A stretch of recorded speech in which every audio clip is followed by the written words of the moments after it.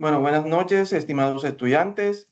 Bienvenidos a esta su segunda web conferencia del curso de Geopolítica y Desarrollo Humano, cuyo objetivo principal es brindar a ustedes todas esas herramientas conceptuales que les servirán de base para desarrollar la tarea 3 del curso.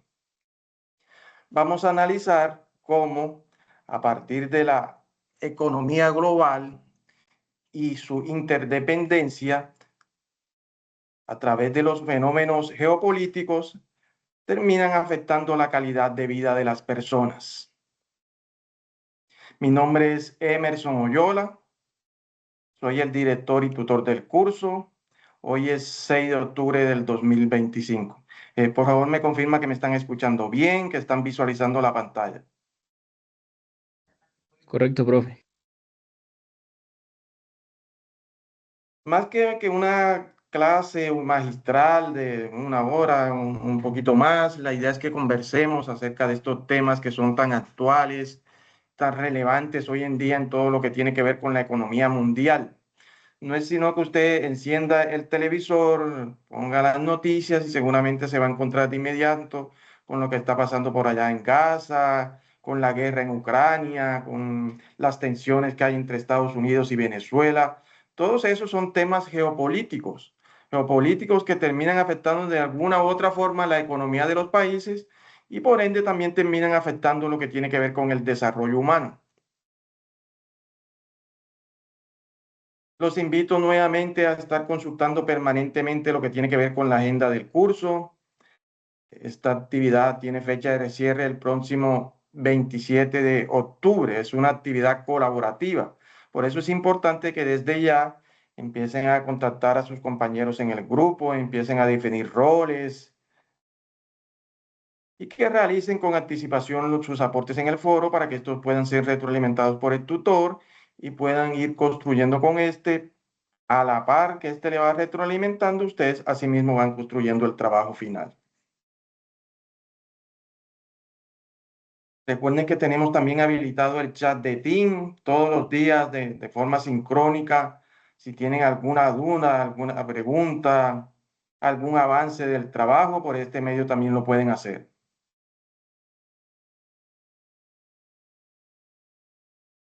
El objetivo entonces es que logremos una comprensión profunda de lo que es el desarrollo humano y la geopolítica contemporánea.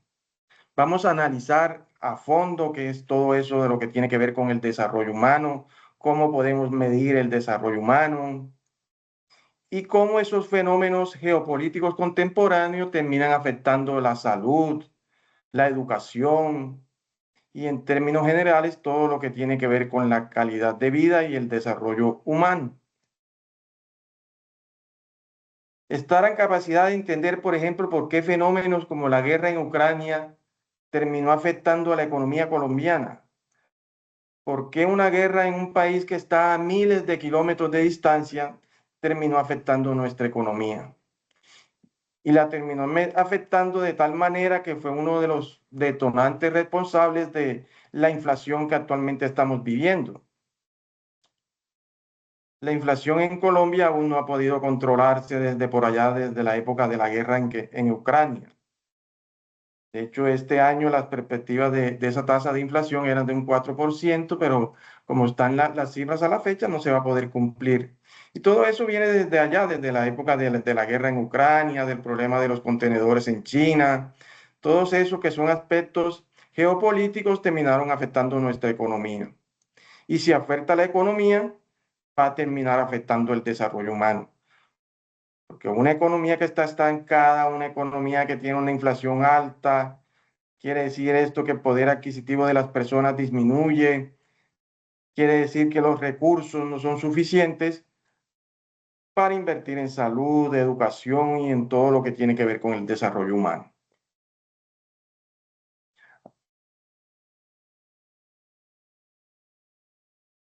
¿Por qué se producen entonces esos fenómenos? Porque hoy en día nosotros estamos atravesando una esfera de la economía que se llama la economía global.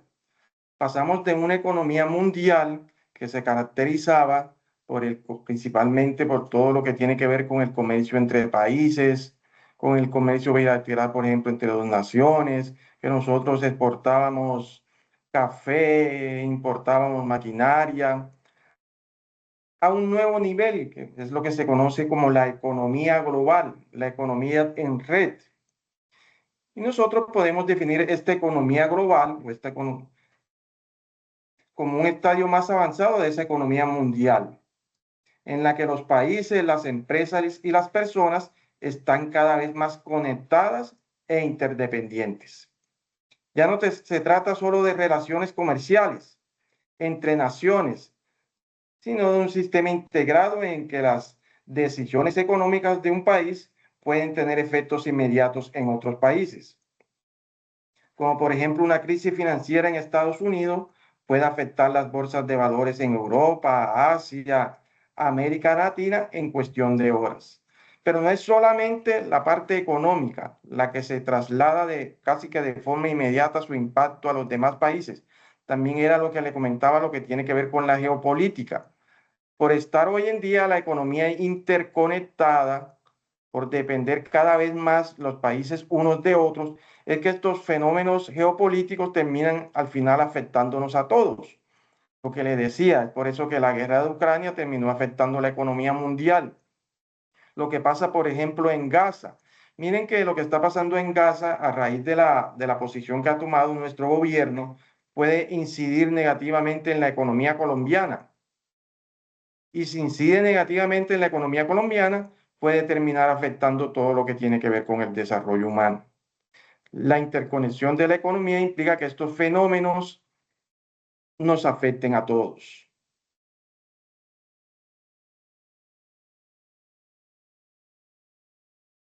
Esa interdependencia entre países entonces es la principal característica de lo que tiene que ver con la economía global. Hoy en día ningún país es autosuficiente en términos absolutos. Ningún país puede vivir en autarquía, es decir, que él mismo garantice su autoabastecimiento. Eso no se puede dar hoy en día, ¿cierto? Todos los países, así sean las grandes superpotencias de alguna u otra medida, dependen de ese comercio mundial, dependen unos de otros. Esta conexión entre estos países, esta interdependencia se manifiesta en diferentes ámbitos. El primero de ellos es lo que tiene que ver con el comercio. Bienes y servicios circulan alrededor del mundo gracias a los tratados comerciales y a las cadenas globales de valor. ¿Qué es eso de las cadenas de valor? Son las diferentes fases o etapas por las que pasa la producción de un producto, por ejemplo, desde el diseño, la fabricación, la producción, la comercialización, que cada una de estas etapas va aportando valor al producto. Cuando yo hablo de cadenas globales de valor, estoy hablando de una de las principales características de esa interdependencia entre países. Quiere decir esto, por ejemplo, que un producto puede ser fabricado en diferentes países, es decir, las partes de este producto se pueden producir en diferentes países, como por ejemplo lo que pasa con los celulares, con los smartphones, los iPhone, por ejemplo, el iPhone se diseña en Estados Unidos, la pantalla es de por allá de Corea del Sur, las cámaras son japonesas, tiene chips de por allá de Malasia y terminan ensamblándolo en China. Todo esto se hace con el fin de tener más eficiencia, con el fin de reducir costos. Las cadenas globales de valor lo que buscan es reducir costos. Y podemos apreciar entonces cómo un país puede tener piezas de distintos continentes. Miren, por ejemplo, lo que pasa con estos celulares. Tienen piezas de países de diferentes continentes del mundo. Otro de sus grandes ámbitos en los que se manifiesta esta interconexión entre países es lo que tiene que ver con las finanzas, los mercados bursátiles, la inversión extranjera y las remesas que conectan a los países. Las bolsas de valores todas hoy en día están interconectadas. Si, por ejemplo, llega a haber una crisis en Wall Street, en la bolsa de Nueva York, seguramente esto se va a extender a las otras bolsas del mundo y va a terminar afectándonos a todos. La inversión extranjera es uno de los motores principales del crecimiento de muchos países que dependen en menor o en gran medida de esta inversión extranjera, que es tan necesaria para sacar adelante y para generar el crecimiento de las economías. Nosotros en Colombia dependemos mucho de la inversión extranjera y es por eso que nosotros debemos garantizar las condiciones necesarias para que esa inversión extranjera fluya, para que entren esos recursos al país.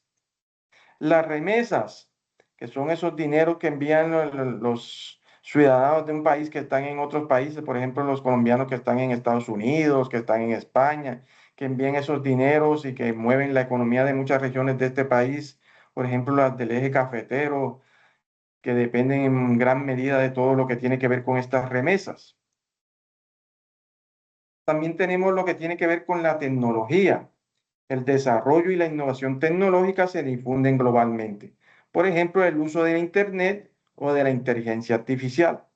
Se puede decir que el Internet es básicamente como el corazón de la economía mundial, de la economía global.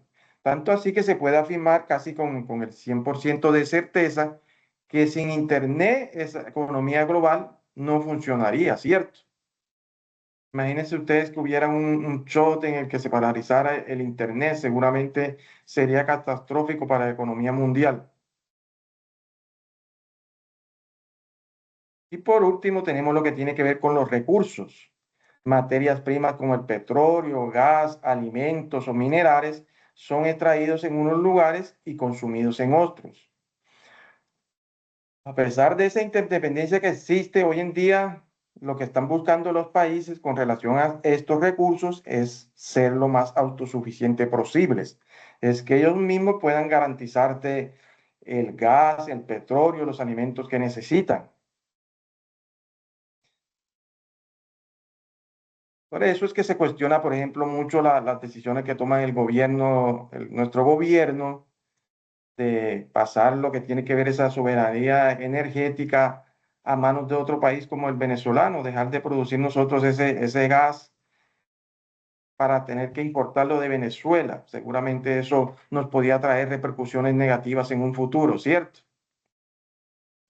Vemos entonces cómo esa economía global depende en gran medida de lo que tiene que ver con el Internet, con las redes, con la tecnología. Pero sin embargo, todo lo que tiene que ver con la geopolítica también ejerce una influencia decisiva en esta economía global. Imagínense ustedes, por ejemplo, lo que pasaría si se bloqueara el canal de Panamá. Seguramente sería muy complicado para la economía mundial, ¿cierto? Pues, si, por ejemplo, Irán bloqueara por allá el estrecho ese de Hormuz, por donde pasa casi la quinta parte del petróleo mundial, seguramente las consecuencias para la economía serían catastróficas. Miramos entonces cómo esta economía interconectada depende en gran medida de lo que les decía, de las redes, del Internet, pero también depende mucho de los factores geopolíticos. ¿Qué opinan de esta parte? ¿Qué dudas tienen? ¿Preguntas? ¿Comentarios?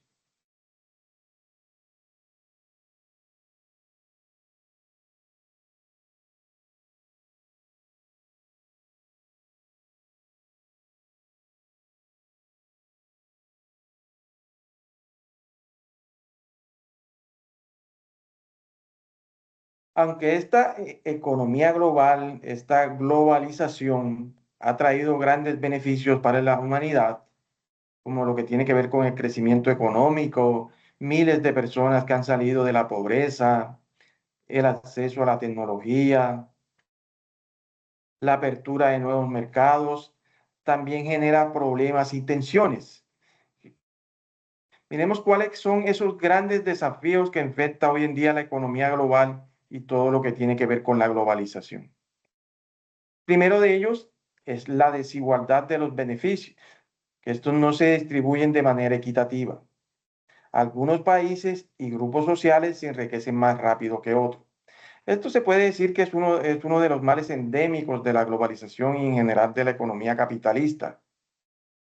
Los ricos se vuelven cada vez más ricos y los pobres se vuelven cada vez más pobres.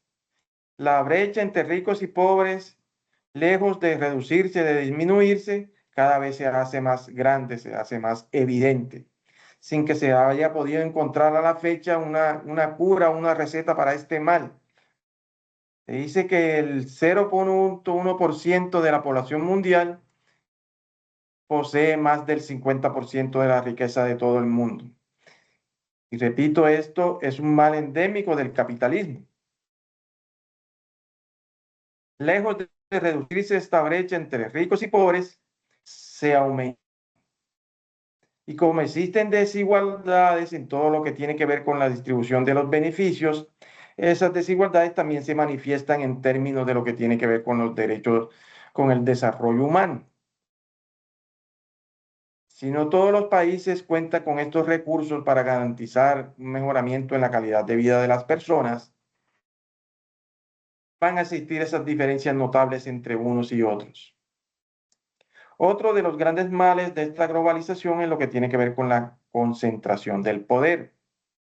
Grandes corporaciones multinacionales y potencias económicas influyen desproporcionalmente en las decisiones globales. A pesar de que existen organismos como la ONU, en estos organismos los grandes países las grandes superpotencias son las que al final terminan imponiendo sus decisiones. Pueden haber 50 países que estén en favor de declarar, por ejemplo, al Estado palestino, por de reconocer a Palestina como Estado.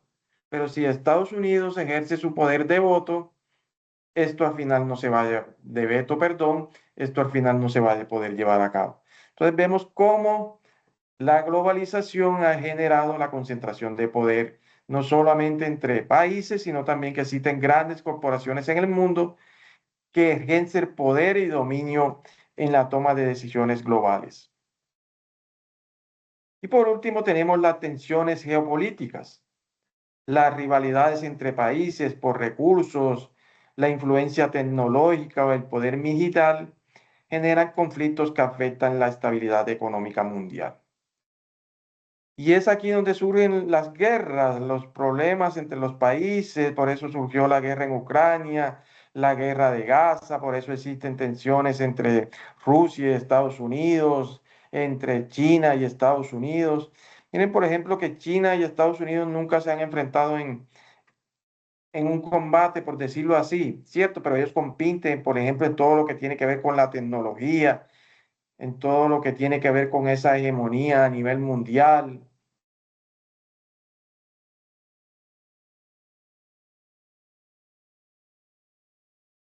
Definamos entonces qué es la geopolítica contemporánea. La geopolítica contemporánea es el estudio de cómo la geografía, los recursos naturales y el poder político y económico influyen en las relaciones internacionales y en la distribución del poder en el mundo. No se limita solo a los estados, sino también a actores regionales, organismos internacionales y empresas multinacionales que intervienen en la toma de decisiones globales. Entonces, este nuevo concepto de geopolítica contemporánea ya no solamente tiene que ver con la geografía o con la ubicación geográfica de los países, con las tensiones entre países, sino que ahora aparecen otros actores, por ejemplo, lo que tiene que ver con la Unión Europea, los tratados comerciales, la OCDE, la CELAC, el Mercosur y empresas multinacionales. Aparecen otros actores globales en este ámbito de todo lo que tiene que ver con la geopolítica contemporánea.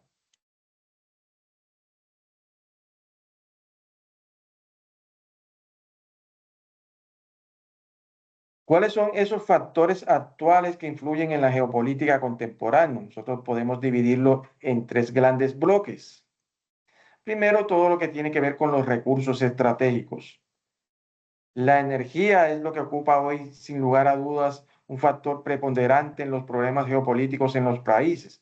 Lo que tiene que ver con el petróleo, el gas, las energías renovables, el agua dulce que cada vez es más escasa en varias regiones.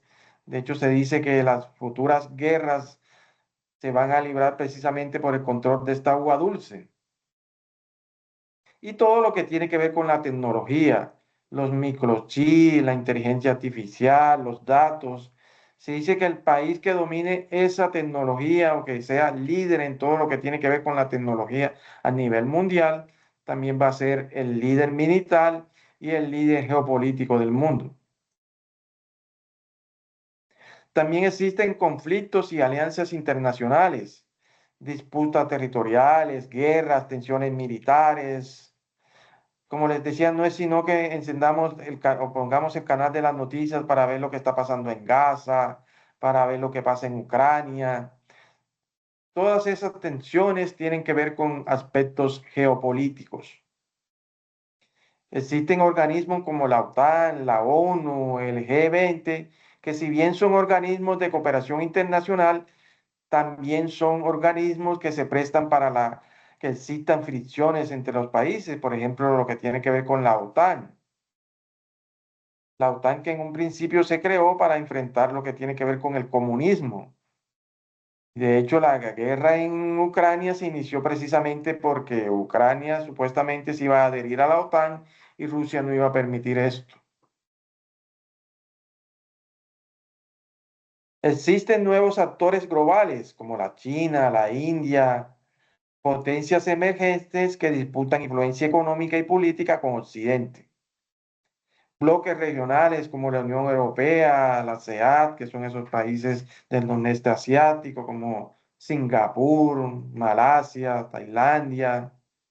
El Mercosur, que fortalecen la cooperación y comercio entre países.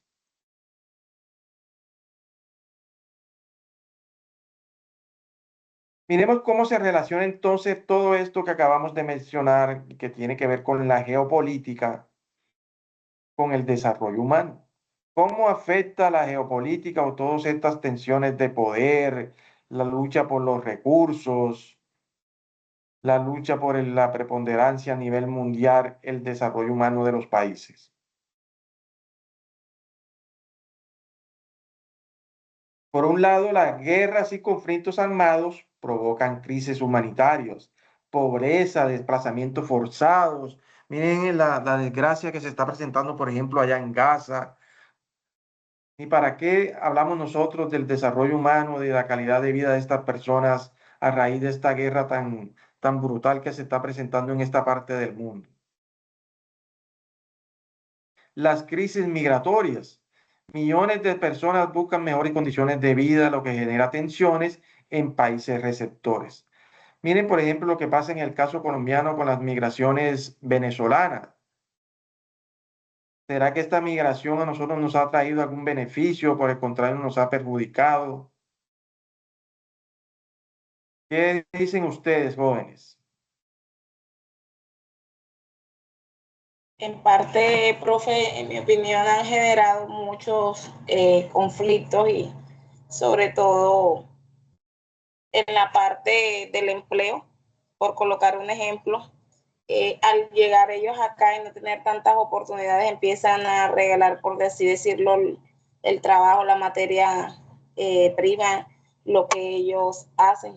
En el sector de la construcción, por ejemplo, se ha visto bastante afectado, porque por lo general un maestro de obra, por decirlo así, que cobraba X cantidad por hacer una vivienda, hacer algunas reparaciones, algunas personas de Venezuela que han venido empiezan a cobrar, por así decirlo, más económico que la mano de obra de las personas colombianas, lo cual ha generado también un impacto negativo para muchas familias que viven de ese sector de la economía, como por colocar un ejemplo entre varios.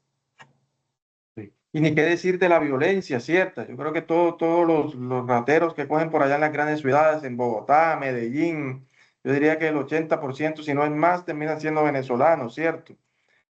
Entonces, miren cómo esta migración a nosotros nos ha afectado todo lo que Y esa tiene que ver con la parte económica, con la violencia.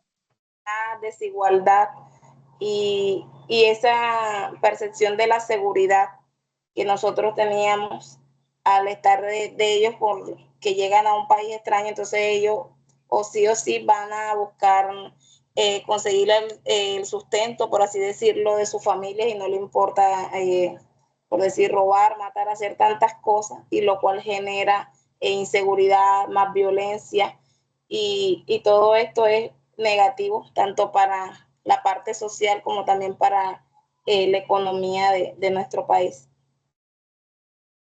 Correcto, y si afecta a la economía, va a terminar afectando nuestra calidad de vida y en términos generales todo lo que tiene que ver con el desarrollo humano. El acceso desigual a recursos estratégicos afecta la educación, la salud, el empleo y en general la calidad de vida de la población. Países que tienen acceso a estos recursos seguramente serán países donde el nivel de vida de las personas es mejor que los países que no los tienen.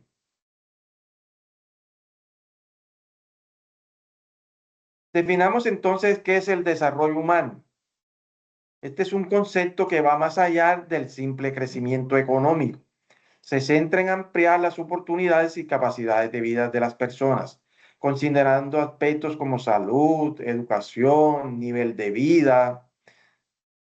Cuando hablo de salud, entonces me refiero a tener una vida larga y saludable, el acceso al conocimiento, a la formación, condiciones de vida materiales que permitan el bienestar general de las personas. En otras palabras, mide la calidad de vida, no solo la riqueza de un país. Entonces, siempre que yo hable de desarrollo humano, me voy a enfocar en una parte cualitativa que tiene que ver con el mejoramiento de las condiciones de vida de las personas y no simplemente analizando la parte económica, la parte monetaria, la parte de la generación de ingresos de los países. Este desarrollo humano yo lo puedo medir a través del índice de desarrollo humano. Es un indicador que fue creado por el Programa de las Naciones Unidas para el Desarrollo. Permite medir el progreso de los países en términos de bienestar. Se concentra en tres grandes aspectos. Esto es lo que mide este indicador, lo que tiene que ver con la salud, la educación y los ingresos. Educación, salud e ingresos. La esperanza de vida al nacer representa lo que tiene que ver con la salud. Los años promedios y esperados de escolaridad representan lo que tiene que ver con la educación. Y el ingreso nacional bruto, es decir, el PIB per cápita, representa lo que tiene que ver con el nivel de vida. Es decir, entonces las Naciones Unidas toma estos tres aspectos, salud, educación, PIB per cápita, es decir, el ingreso promedio de las personas, si yo tomara el Producto Interno Bruto y lo dividiera entre el número de habitantes de un país, y con base en eso construyo este indicador, el índice de desarrollo humano. Este indicador, que es un número, está entre 0 y 1, me permite clasificar a los países relacionados con el desarrollo humano.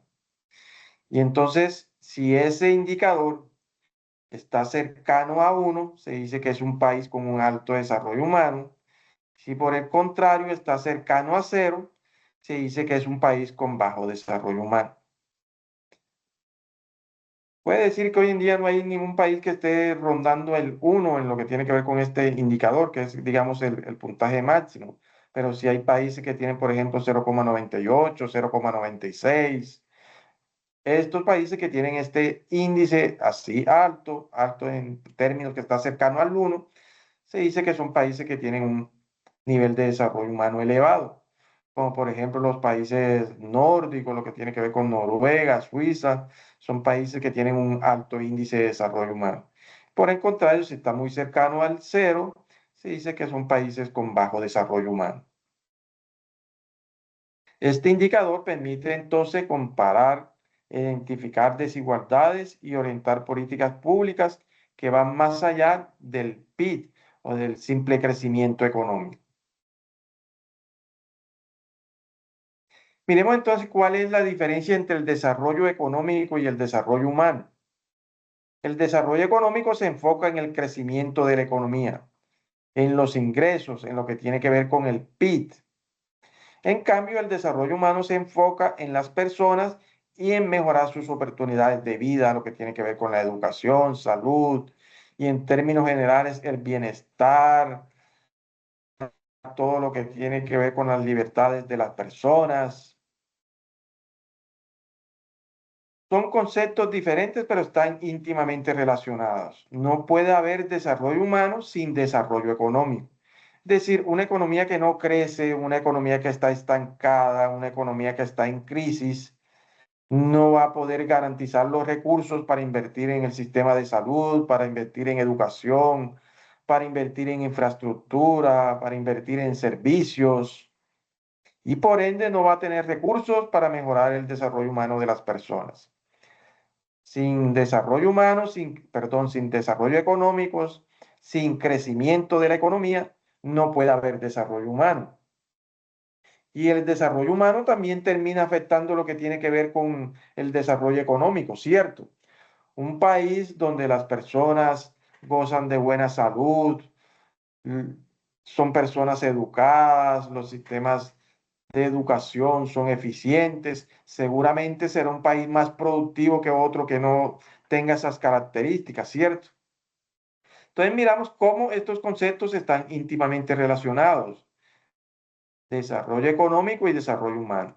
No puede haber desarrollo humano sin desarrollo económico y el desarrollo humano también termina afectando lo que tiene que ver con el desarrollo económico. Se pueden presentar contrastes, por ejemplo, pueden haber países que tienen un alto crecimiento económico, pero sin embargo presentan condiciones desfavorables en lo que tiene que ver con el desarrollo humano. Y yo no tengo que irme, por ejemplo, a un país para analizar esto. Yo, por ejemplo, me puedo mirar lo que pasa en La Guajira. Si yo miro el Producto Interno Bruto de La Guajira, seguramente va a ser superior al de muchas otras regiones del país. Pero esos recursos no se distribuyen de manera equitativa entre todos. Esos recursos no redundan en todo lo que tiene que ver con el desarrollo humano, ¿cierto? Y es por eso que a veces se presentan esas disparidades, que existen países con crecimiento económico alto, pero sin embargo eso no redunda en el desarrollo humano de las personas.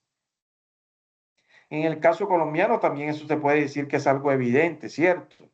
A pesar de que la economía esté creciendo, las condiciones de vida de las personas no están mejorando paulatinamente con el crecimiento de esa economía.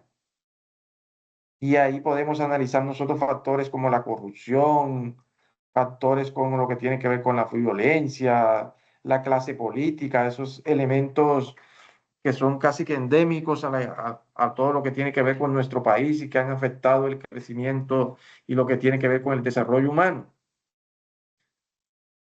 No todos esos recursos, como les decía, se distribuyen equitativamente entre todos. Una parte pequeña de la población termina equiparando la gran mayoría de esos recursos y por eso es que no terminan invertidos, perdón, en salud, educación, en todo lo que tiene que ver con el desarrollo humano.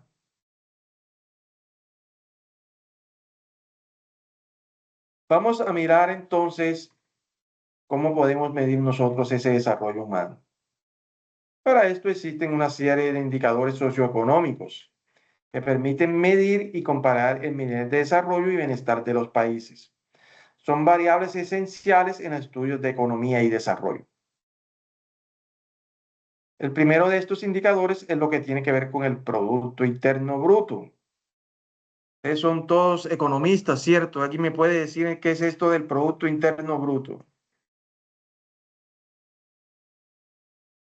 Ya se les olvidó qué es el PIB. ¿Lo que mide este indicador?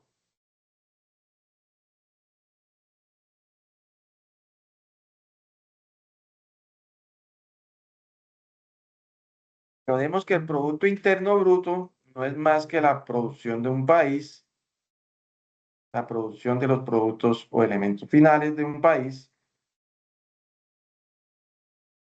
y se comparan por periodos. Por ejemplo, yo puedo comparar si la economía creció de un año a otro analizando el PIB. Si el PIB presentó una variación positiva, se dice que hay crecimiento económico. Si presentó una variación negativa, que hay un decrecimiento económico.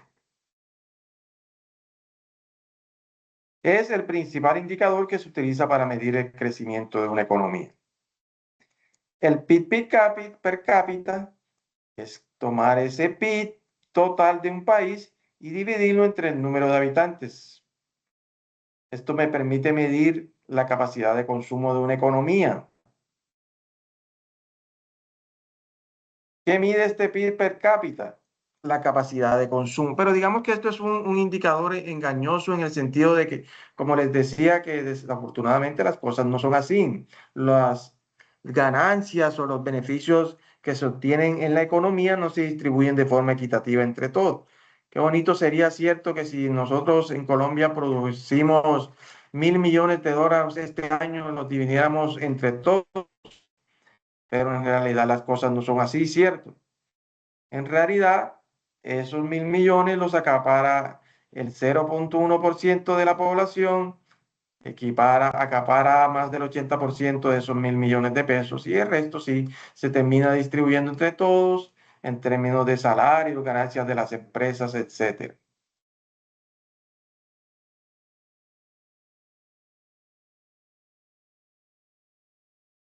Miremos estos indicadores socioeconómicos, lo que tiene que ver con la población y tasa de fecundidad.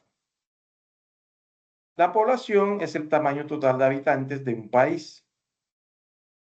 La tasa de fecundidad es el número promedio de hijos por mujer. Estos indicadores muestran la presión demográfica y permiten analizar fenómenos como el envejecimiento poblacional o el bono demográfico, es decir, la población en edad de trabajar que tiene la economía. La esperanza de vida al nacer, que refleja los años promedio que se espera que viva una persona. Es un indicador de salud y bienestar relacionada con acceso a servicios médicos, nutrición, condiciones de vida. Y el índice de desarrollo humano que ya les comenté, que es un indicador que integra lo que tiene que ver con la salud, la educación y lo que tiene que ver con el ingreso de las personas, el cual permite comparar el desarrollo humano entre los países y va más allá del PIB, un indicador que ya analiza aspectos cualitativos, no solo ese numerito que es el Producto Interno Bruto, sino que ya se centra en otros aspectos relacionados con el bienestar y la calidad de vida de las personas.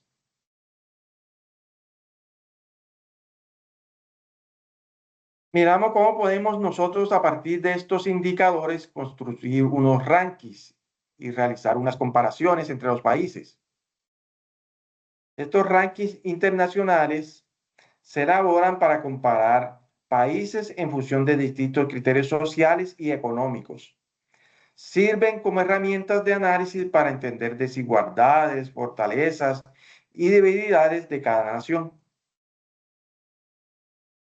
Miremos uno de estos rankings o una de estas grandes categorías que me permiten agrupar estos indicadores que les acabé de comentar. Por ejemplo, lo que tiene que ver con la calidad de vida. Aquí se incluyen variables como seguridad, acceso a servicios básicos, educación, salud, empleo, vivienda y medio ambiente. Ejemplo de este ranking puede ser el ranking de los mejores países para vivir, que lo determina la ONU, países como la OCDE. El ranking de desarrollo humano, el cual se mide principalmente por el índice de desarrollo humano, que combina salud, educación e ingresos. Ejemplo, lo que le mencionaba, lo que tiene que ver con los países nórdicos. Generalmente estos países son los que ocupan los primeros lugares en este índice de desarrollo humano. Y no porque estos países sean los más ricos del mundo, ni sean los más poderosos, sino porque definitivamente ellos han logrado una combinación en lo que tiene que ver con el crecimiento económico y el humano. En estos países sí que se ve evidentemente que todos esos recursos que está generando la economía se están invirtiendo efectivamente en los sistemas de salud, en la educación y en términos generales en mejorar la calidad de vida de las personas. Digamos que esto es lo que diferencia básicamente el que unos países tengan índices de desarrollo humano más altos que otros, porque estos son países en el que efectivamente sus gobiernos son eficientes en la manera en que utilizan los recursos, son eficientes en el manejo que le dan a ese crecimiento económico que está generando la economía. También tenemos lo que tiene que ver con el poder de consumo. y este indicador está relacionado con el ingreso disponible de la población y su capacidad de adquirir bienes y servicios. Se suele medir por el PIB per cápita. Este índice o este numerito del PIB per cápita es el que me va a mí determinar el poder de consumo de un país para poder compararlo con otro. Y también tenemos lo que tiene que ver con el desarrollo económico. Se considera el tamaño de la economía, lo que tiene que ver con el PIB, la productividad, la industrialización y la infraestructura. Por ejemplo, países como Estados Unidos y China encabezan estos rankings por ese peso que ellos tienen en la economía mundial. Para yo construir estos rankings, tomo datos o aspectos cuantitativos y cualitativos. Cuantitativos, pues son simplemente los números, ¿cierto?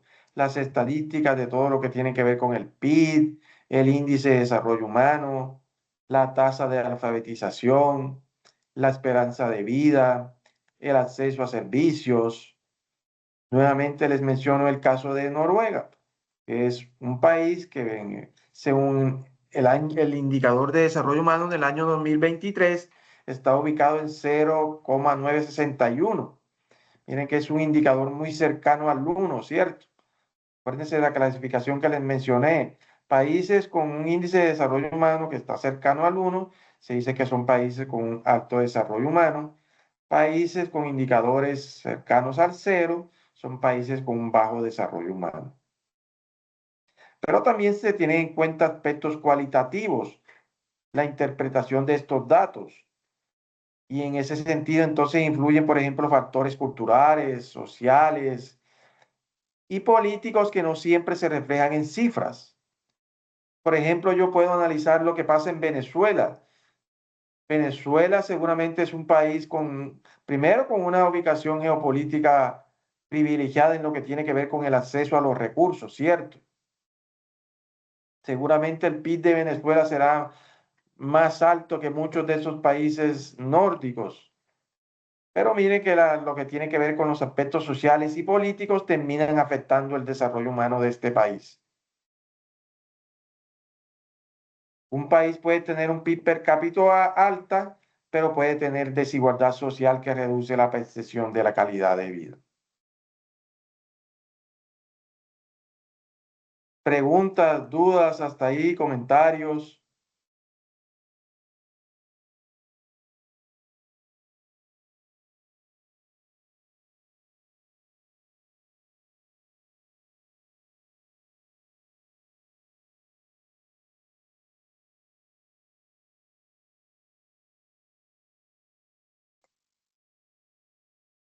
Profe, respecto a la actividad, quería, no sé si en la parte de la tabla que ustedes nos están dejando respecto a eso, no, nos hace como una aclaración más detallada de la rúbrica. Sí, ya miramos la guía de actividades y les explicamos lo que ustedes deben hacer con esa tabla.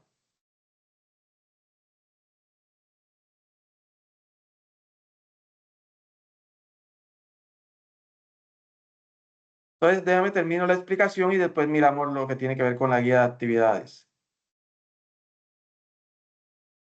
Para que ustedes puedan analizar cómo van a ubicar estos datos, cómo van a construir esos rankings, las gráficas que deben hacer.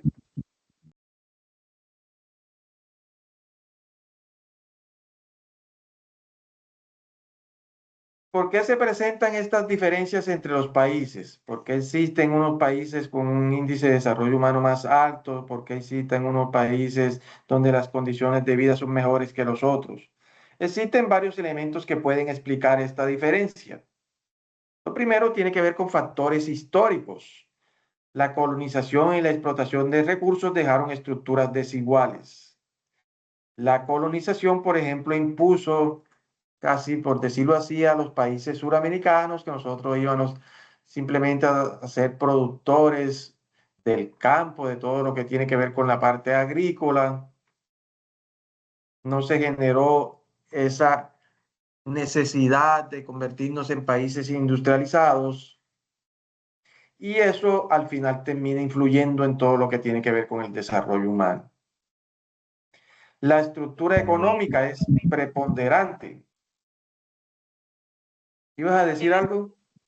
Sí, señor, en esa parte, nosotros como países latinoamericanos, en la parte de la transformación de esa materia prima, al crear industria, porque por lo menos casi todos, por lo menos en el caso de nuestro país, que nosotros tenemos grandes riquezas, productos como el café, el banano, pero al no tener un valor agregado en cada uno de esos productos y generar industria, además de todo esto que está ligado también con otros componentes como la corrupción, hace de que nuestro país, como quien dice, no tenga el mismo desarrollo, incluso con otros países que aunque tienen menos tierras cultivables y muchos menos recursos que nosotros, pero tienen ese valor agregado y que pueden transformar la materia prima de crear industria y muchas otras cosas que hacen que genere una mejor también calidad de vida y un desarrollo tanto económico como social para los integrantes de y para las poblaciones en que los habitan. Mientras que nosotros por lo menos tenemos grandes digamos, cosas que debemos mejorar como país, como lo que son la parte de las políticas, tanto sociales como la corrupción, tantas cosas que debemos mejorar y sobre todo de generar ese valor agregado para poder nosotros también generar industria, generar empleo y, y transformar esa parte que siempre nos lleva como por así decirlo, en esos sentidos a la pobreza, a la desigualdad. Miren que dentro de esos factores históricos nosotros también podemos mencionar el hecho, ya que nos enfocamos en el caso colombiano. No sé si ustedes sepan que Panamá era antes un departamento de Colombia, ¿cierto? Seguramente nuestras condiciones económicas serían muy diferentes a que nosotros fuéramos hoy en día los poseedores de ese canal de Panamá, ¿se imaginan? Y hemos ido Claro, perdiendo fuera partes del territorio.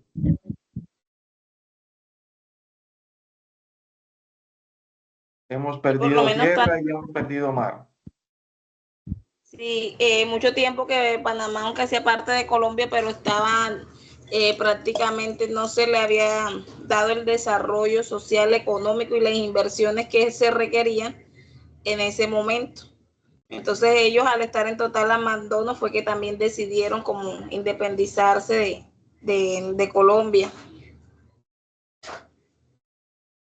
Efectivamente. Lo que tiene que ver con la estructura económica, lo que les decía, si no hay los recursos, si no hay los ingresos, si la economía no crece, si la economía no genera dinero, por decirlo así, no van a haber los recursos para invertir en salud, para invertir en educación, para invertir en calidad de vida. Y es por eso que estas economías que son industrializadas, que tienen, están a la vanguardia del mundo y lo que tiene que ver con la tecnología, tienen más ingresos, tienen más consumo, tienen más capacidad de invertir en los sistemas de salud, en los sistemas de educación.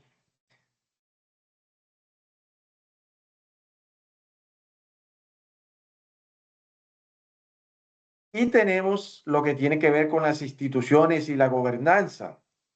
Países con gobiernos estables, democráticos y transparentes son países que tienen una mejor calidad de vida y desarrollo. Miren lo que pasa, por ejemplo, con Venezuela, lo que les decía, un país privilegiado en lo que tiene que ver con los recursos, como el petróleo, por esa inestabilidad y esos problemas. No digamos que inestabilidad, porque ellos están estables en el sentido de que ahí llevan más de 10 años gobernando los mismos, pero no están haciendo las cosas bien, ¿cierto? No son gobiernos transparentes, los recursos se los están acaparando unos pocos.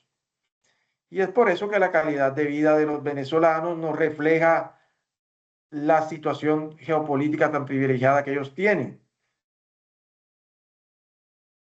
La corrupción, los conflictos armados, la inestabilidad frenan el progreso.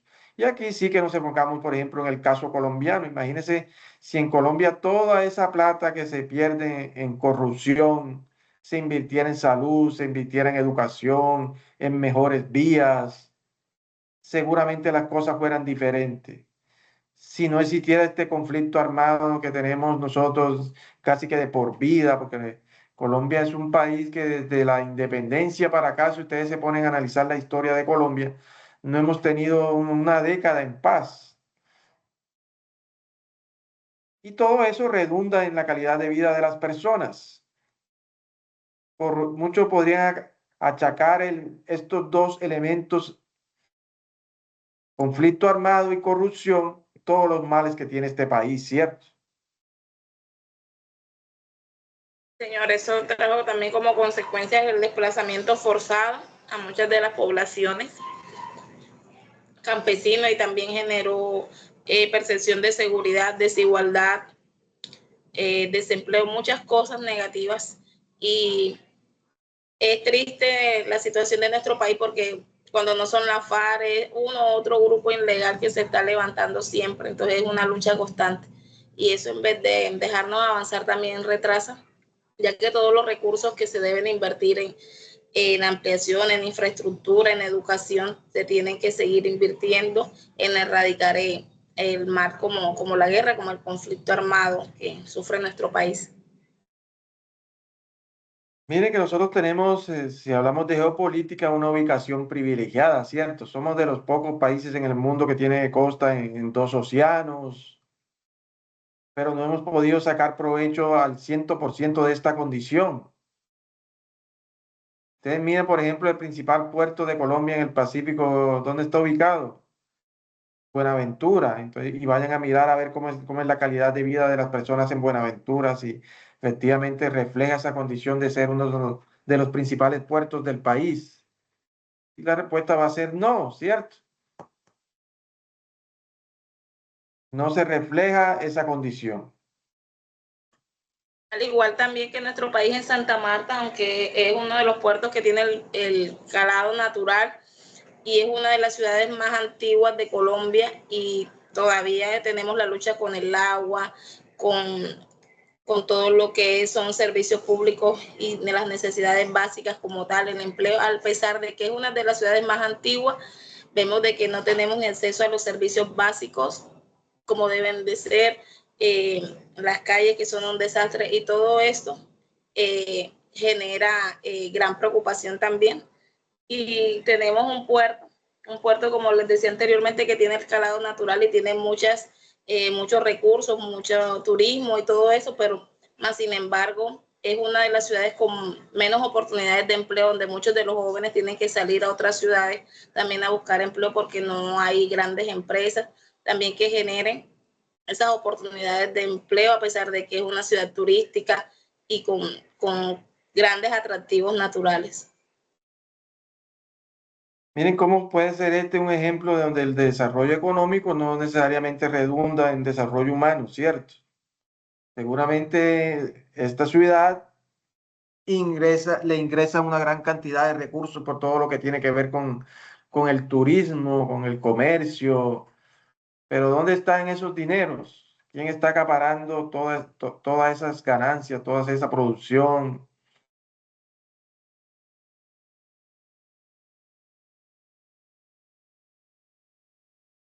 Y tenemos todo lo que tiene que ver con la geopolítica y la globalización. Todos estos conflictos geopolíticos terminan afectando de alguna u otra manera lo que tiene que ver con el desarrollo humano. Países con mayor poder internacional influyen en el comercio y en el acceso a los recursos, limitando el acceso a otros países menos privilegiados geopolíticamente, países con menos recursos. Los países periféricos entonces dependen de los centros de poder económico. La geopolítica, y no solamente estos aspectos, todo lo que acabamos de mencionar de lo que tiene que ver con las guerras internas, lo que tiene que ver con la migración, todos esos aspectos terminan afectando lo que tiene que ver con el desarrollo humano de los países. Y es por eso que se presentan estas grandes diferencias entre unos y otros. Miremos cuáles son los retos actuales del desarrollo humano y la geopolítica.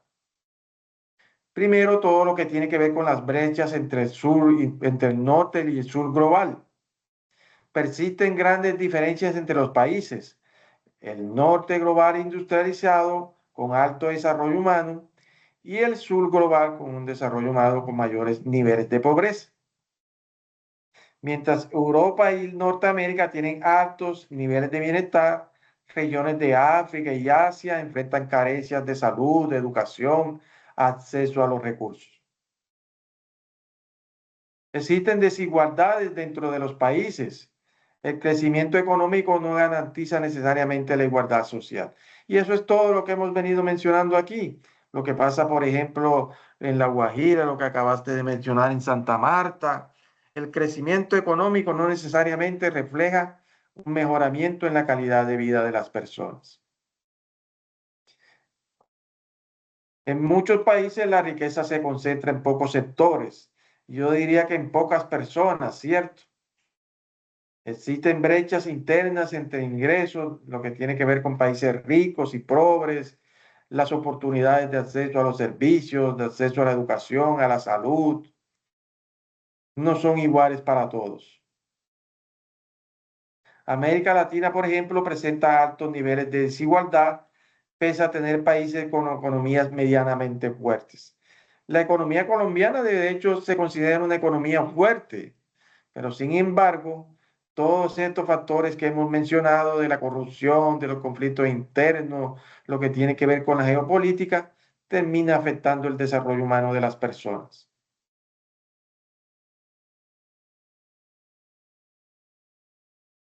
Impacto de fenómenos globales, como lo que tiene que ver con el cambio climático, que afecta a la seguridad alimentaria, los recursos hídricos y genera desastres naturales, las crisis energéticas, la dependencia de combustibles fósiles, tensiones por la transición hacia energías renovables, las guerras y conflictos armados que influyen en la infraestructura, provocan pobreza y generan desplazamientos forzados.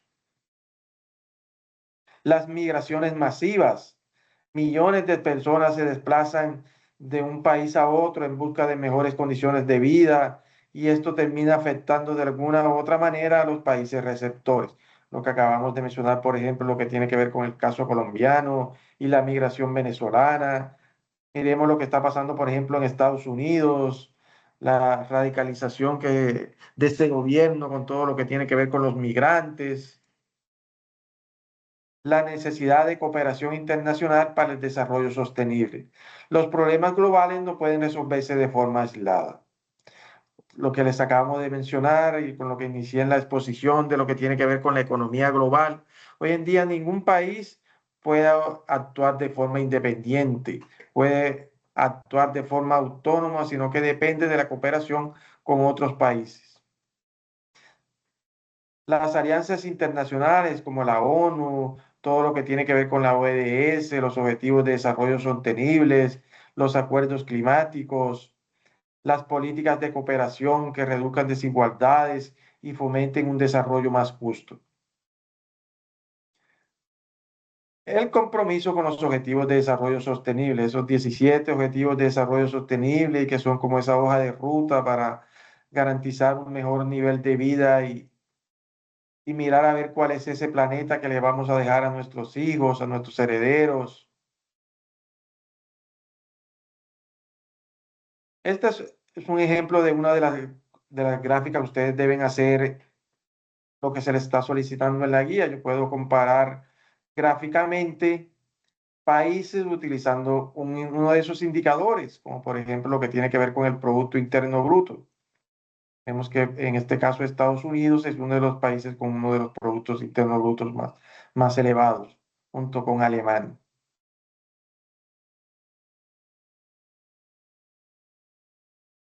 ¿Alguien más tiene alguna otra pregunta, alguna duda, alguna inquietud? Para entrar a mirar entonces qué es lo que deben hacer en la guía de actividad.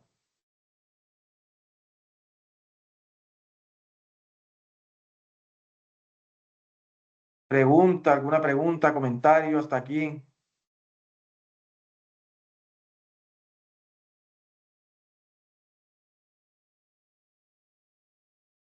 De mi parte, no, profe.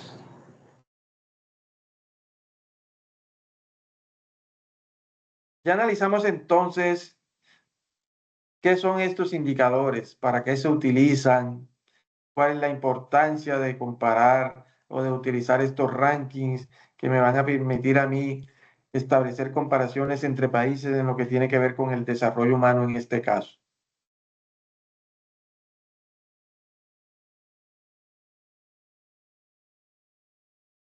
Miremos entonces qué es lo que pide la guía de actividades. Recuerden entonces que esto es una actividad colaborativa. A ustedes se les proporciona los datos que tienen que ver con estos indicadores de 20 países.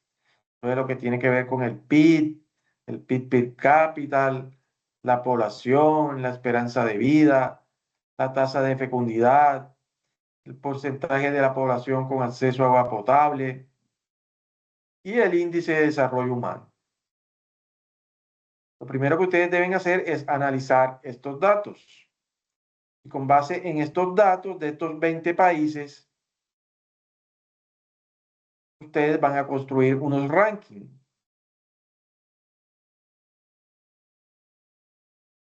Y estos rankings son los siguientes: el ranking de calidad de vida, el ranking de desarrollo humano, el ranking de poder de consumo.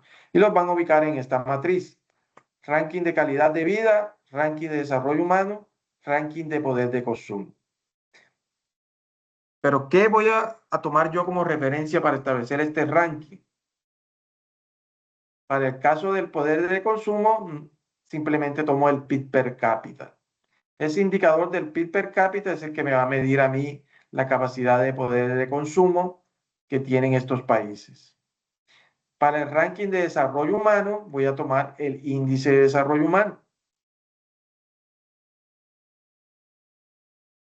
Lo que tiene que ver con el ranking de calidad de vida, ahí sí van a tener que construir ustedes un indicador.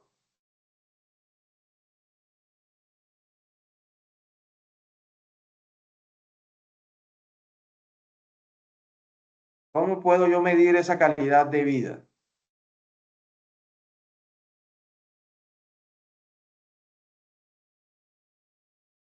Este indicador clasifica a los países según el nivel de vida promedio de sus ciudadanos, tomando en cuenta factores como la esperanza de vida y el acceso a servicios básicos. Entonces, aquí me están brindando a mí la información sobre lo que tiene que ver con la esperanza de vida y el acceso al agua potable. Entonces, con base en estos dos, debo yo construir un indicador que me permita clasificar a estos países. ¿Sí le quedó claro lo que debes hacer?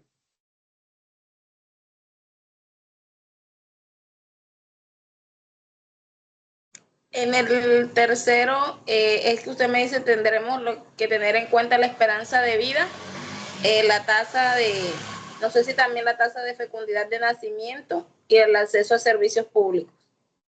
Sí. O sea, Sería solamente ese lo deben variables. construir ustedes. Porque miren que el ranking de poder de consumo se mide con el PIB per cápita. El ranking de poder de consumo mide el poder adquisitivo de los ciudadanos de un país, reflejado principalmente en el PIB per cápita. Entonces, con ese dato, el PIB per cápita, puedo yo empezar a clasificar a los países. Y el de desarrollo humano con el índice de desarrollo humano, con este que tengo aquí.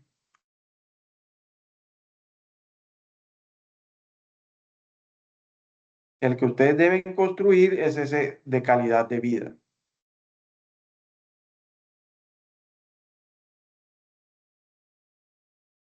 Y simplemente van asignando una posición a cada uno de estos países con relación a ese índice. Por ejemplo, yo puedo ubicar aquí Estados Unidos en calidad de vida, lo puedo ubicar en el 2, desarrollo humano en el 3, poder de consumo en el 1. Por poner un ejemplo.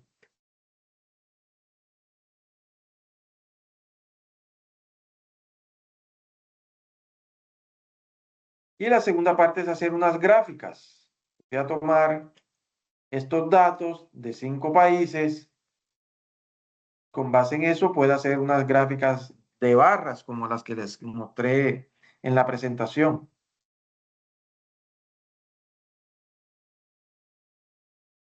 Lo ideal es que escojan países, porque esos datos después ustedes los van a pasar a un mapa mundial. Que escojan países de los 5 continentes. Y miren, si por ejemplo aquí hay países de por allá de Oceanía, lo ubican aquí, si no, escogen un país de cada continente. O sea, no van a ser en base a los que ya tenemos de todos estos, sino en otros países. No, no, O, aquí están los países. De estos países, yo debo seleccionar 5 y con base en esos 5 voy a hacer las gráficas. Aquí te dicen cuáles son las gráficas. ok.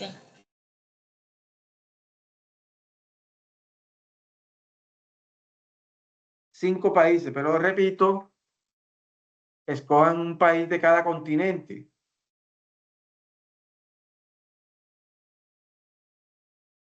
¿Cuáles son los gráficos que voy a hacer? Del PIB. Voy a graficar el PIB per cápita. Voy a graficar la tasa de fecundidad de la mujer. Y esto después lo ubico en un mapa mundial. Y por eso es que les digo que escojan un país de cada continente. Como aquí en los datos parece ser que no hay ninguno de Oceanía, pueden escoger un país de Sudamérica, un país de Norteamérica, un país de Asia, un país de Europa, un país de África. Y ahí están los 5.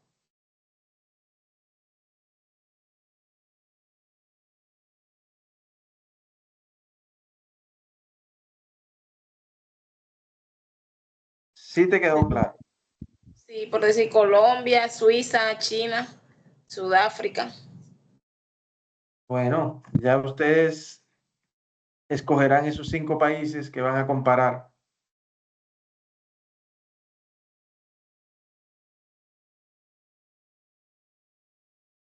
Primero es construir esta tabla, los rankings, y justificarlo. Recuerden que esto hay que justificarlo. O sea, ¿por qué coloqué primero aquí Estados Unidos en calidad de vida? ¿Por qué lo coloqué segundo aquí? ¿Por qué lo coloqué tercero acá? Hay que justificar la posición que ustedes asignan a cada país. ¿Con base en qué ustedes tomaron esa decisión de ubicar este país ahí?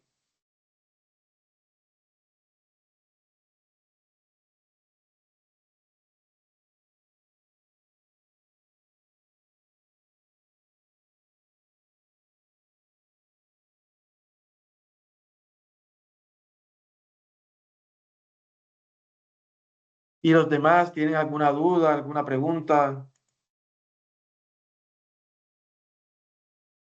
No, no, señor, todo claro.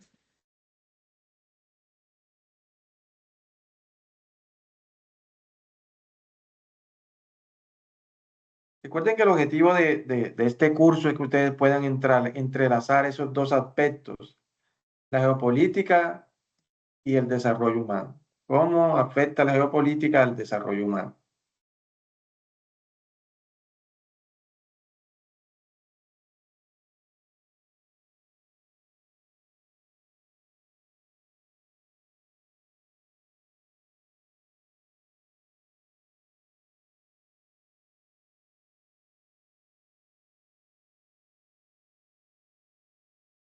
Bueno, jóvenes, si no tienen más preguntas, podemos dar por terminada la sesión.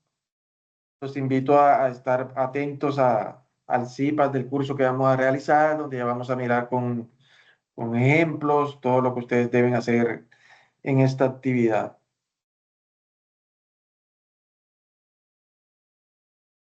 Listo, profe. Gracias, profe. Bueno, jóvenes, que tengan un feliz resto de noche. Que descansen.